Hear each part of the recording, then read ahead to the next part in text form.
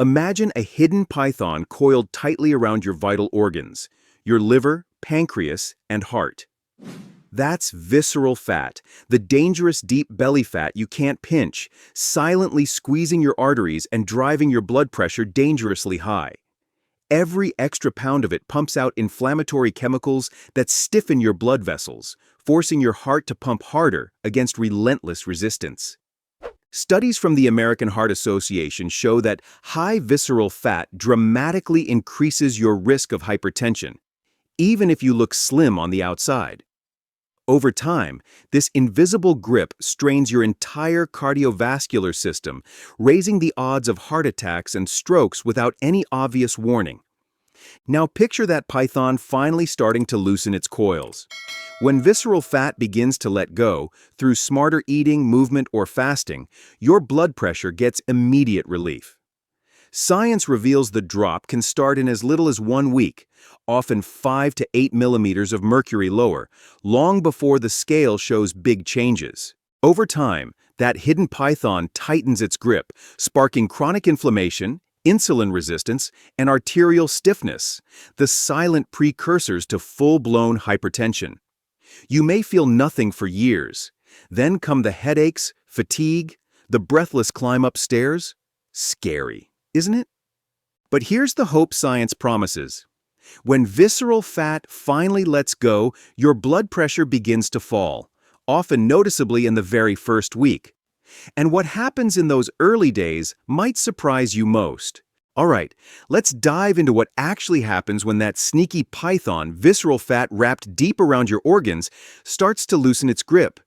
We'll follow this on a timeline. What can shift in days, what becomes measurable in weeks, and what tends to stabilize over months. Because the first wins aren't always dramatic on the scale, sometimes they show up on a blood pressure cuff first. In the very first 1 to 2 weeks, some people see an early, surprising drop in blood pressure, often in the 5 to 8 millimeters of mercury range for systolic. It feels almost too soon, right? Here's the key. That first drop usually isn't from massive fat loss yet. It's from less sodium and water retention and a calmer pressure system overall. When insulin spikes settle and ultra-processed foods go down, your kidneys often stop clinging so tightly to sodium, so your blood vessels don't feel like they're under constant internal pressure. It's like the python loosens at the tightest knots first, before it slides back inch by inch. Controlled trials consistently show blood pressure can improve within days to a week when sodium intake, processed foods, and overall calorie load drop, especially in people who retain fluid. Low-carb or intermittent fasting can make that early change feel faster for some because they often reduce insulin swings and the water weight pressure effect quickly. In real life, people notice smaller things first. Less puffiness in the morning, fewer pressure headaches, a slightly calmer resting heart rate, and fewer random spikes on the cuff, as long as they measure correctly. Same time each morning, seated, rested, and averaged over several days. That early win isn't a finish line. It's a signal your arteries are finally getting a little room to breathe. Fast forward to weeks 4 through 12. That 1 to 3 month window is where things usually become measurably better. This is when sustained habits start showing up not just as good days, but as a trend. Many people see their average blood pressure drift down further, often by a single to low double-digit improvement in systolic, with diastolic improving too. And this is also when visceral fat reduction becomes more noticeable in many interventions, especially when eating, movement, and sleep are consistent. Some studies suggest the relationship looks stronger in men, likely because men tend to store more deep abdominal fat on average. But the bigger driver is still the same: how much deep fat and metabolic stress you're actually reducing. One 12-week study in China, 168 participants using simple meal replacements, found a clear pattern. As visceral fat went down, blood pressure tended to go down too, and the link appeared strongest in men. Another intervention adding daily exercise in overweight men tracked a common timeline. Systolic often improves earlier, with diastolic catching up a bit later as the system calms down. In real life, This is when you start noticing the quality of life wins. Stairs feel easier, sleep gets deeper, and you stop feeling like your heart is pushing against a wall all day. Think of it as the python slithering backward, not in one dramatic release, but inch by inch, giving your arteries and heart more room to pump without that constant internal squeeze. And these months are when people usually switch from, "I hope this works," to, "Okay, this is working," because the numbers start behaving more predictably. By months 3 to 6, the changes tend to run deeper and start feeling stable, not just temporary. This is the phase where your cardiovascular system often gets less twitchy. Blood pressure readings become more consistent, fewer random spikes, and the overall trend keeps moving in the right direction. Some studies suggest fat stored around the heart, epicardial fat, can shrink with sustained diet plus training, and that matters because it's one more way the pressure environment around the heart improves, not just the number on the cuff. At the same time, inflammation continues to cool, insulin signaling often gets smoother, and blood vessels can become more responsive.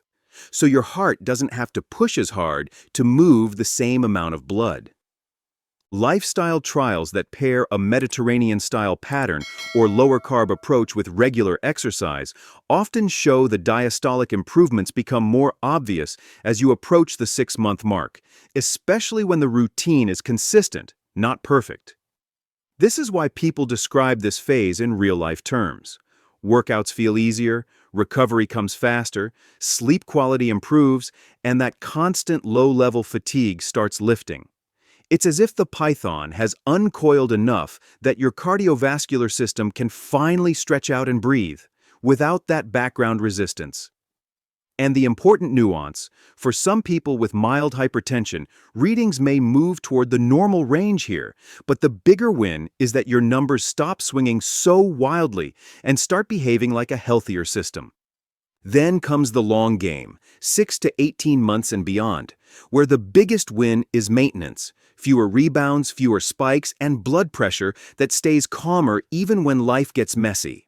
This is the phase where sustained visceral fat reduction and better metabolic health can translate into more reliable long-term control, less arterial stiffness over time, and a lower chance of progressing deeper into chronic hypertension, especially if you started early.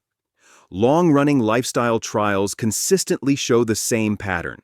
The people who keep the routine, food quality, daily movement, sleep, and stress basics tend to keep the blood pressure benefits too. And when diet is paired with exercise, diastolic pressure often shows some of the most meaningful end-of-study improvements. At this point, the feedback you hear from people sounds less dramatic and more practical. Morning readings are steadier, doctor's office numbers don't spike as easily, and they stop living with that background fear of, "One day this is going to catch up to me." The python metaphor still fits, but in a more realistic way. It hasn't vanished overnight. It's simply lost its grip. Your vessels stay more responsive, your heart doesn't have to fight the same resistance, and your overall cardiovascular risk profile generally moves in a safer direction when these habits are sustained. Here's the part nobody tells you up front. Progress isn't linear. You can have weeks where the cuff barely changes, then suddenly the average drops after a stretch of consistent sleep, fewer late meals, and regular walks. But across studies, the direction is consistent. When you reduce the drivers, excess sodium/processed foods, insulin spikes, inactivity, poor sleep, the pressure system calms down. Whether you start with intermittent fasting, cutting refined carbs, daily walks, or a simple Mediterranean-style plate, the big lever isn't perfection. It's consistency. So if you've been carrying that deep belly fat, the kind you can't pinch but you know is there, picture giving that python fewer chances to tighten. Start small, make it repeatable, and track it like a scientist. Same time each morning, relaxed, and look at the 7-day average, not one reading. Your heart doesn't need a miracle. It needs a routine it can rely on. The python uncoils, your heart breathes easier, and that quiet, constant strain finally starts to ease. The evidence is clear. You can see early shifts in days, steadier change in weeks to months, and the biggest payoff comes from what you can maintain for years. You don't need a miracle, just repeatable choices that give your pressure system a real break. Start today. One walk, one smarter plate, one clean eating window. Your arteries aren't waiting for perfection, they're waiting for less load, and every bit of deep belly fat you reduce is one less reason your heart has to fight. If this hit home, hit like so it reaches someone still stuck in, "My numbers are fine," for now. Subscribe and turn on notifications for the next What Happens When timeline. Your future self and your blood pressure will thank you.